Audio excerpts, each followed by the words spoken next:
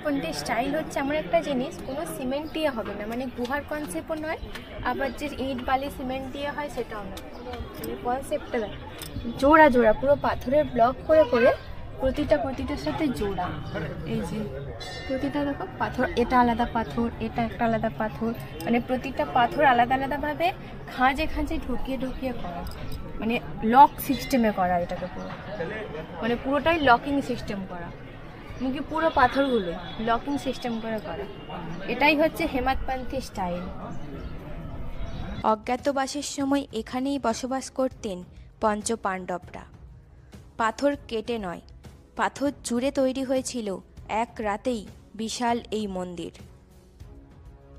এই ছোট গহ্বর দিয়েই পৌঁছে যাওয়া যায় মন্দিরের গর্ভগৃহে। গর্ভগৃহের ছাদের এই ছিদ্র দিয়েই সকালের প্রথম সূর্যরশ্মি এসে পড়ে শিব ঠাকুরের মাথায়।